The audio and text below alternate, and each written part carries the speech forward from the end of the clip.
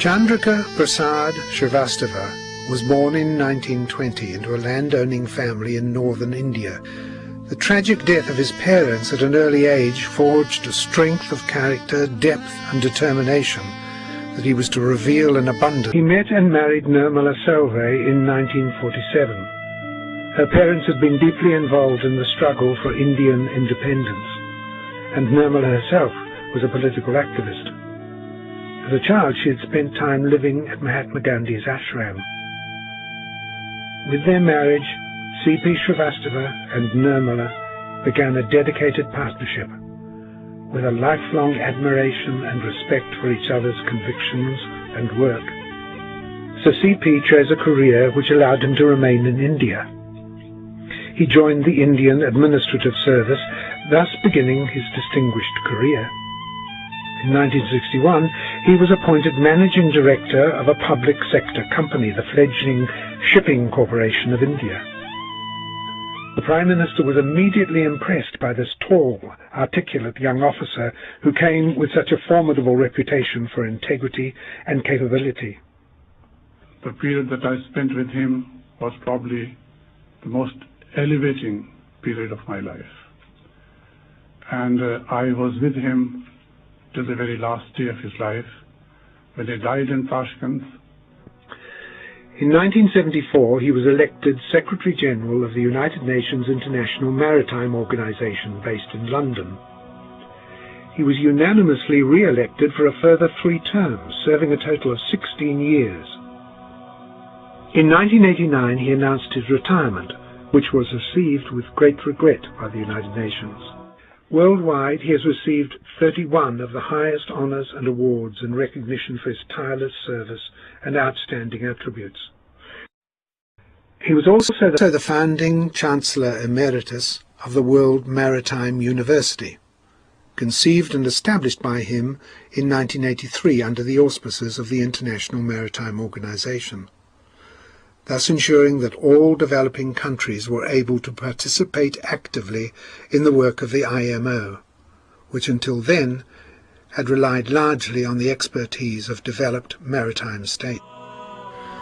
Despite being honoured by royalty, Sir C.P. remains an extremely humble, gentle man.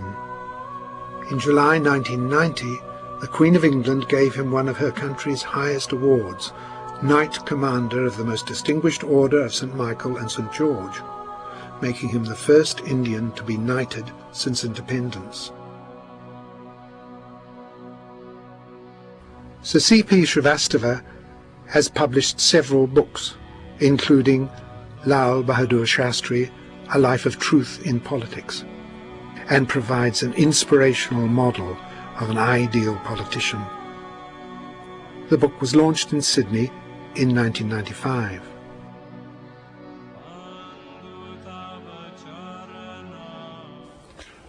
And I find that people here have a feeling for people of India and people for developing countries. They understand their problems. So I said, if we step out of India, where else? Let's go to Australia and begin there, where the people are absolutely wonderful and full of understanding.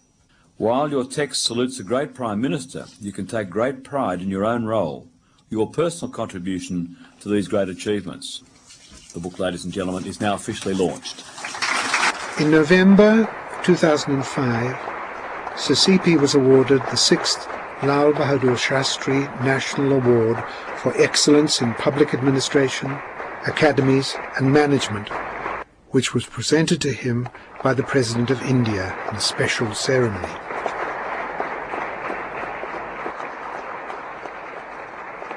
On this momentous occasion, when the Lal Bahadur Shastri National Award has been conferred upon me before this distinguished assembly by the President of India himself, who, like Shastriji, is a visionary and globally renowned for his ethics, integrity and righteousness. I bow down to him in deep reverence and with feelings of abiding gratitude. For me, sir, this will be the most memorable moment of my entire public service career, in my life. Throughout his career, Sir C.P.'s ability to draw differing parties to the same table and through persuasion, diplomacy and negotiation to reach agreement has gained for him lifelong respect and admiration. Before concluding, I seek your permission to acknowledge the enormous debt of gratitude which I owe to my wife Nirmala, who is here, without whose mighty support all these 58 years that we have been married, and without the loving care of our daughters Kalpana and Sadhana, who both are here, I could not have been standing before you today. I am now 85 years old, and whatever still remains of my life is being devoted to working with Nirmala, who has, over the preceding 35 years, worked ceaselessly for the creation of a new society based on the essential unity of all religions, and who upholds the same ethical and moral values that Sri Shastriji steadfastly stood for. While mixing in the most powerful diplomatic circles, he always supported her work to transform human beings using Sahaja Yoga techniques.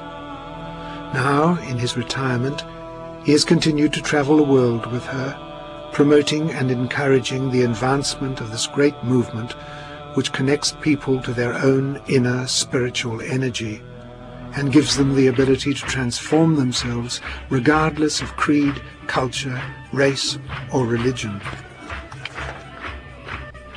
A glance at Sir C.P.'s life reveals a portrait of a living legend.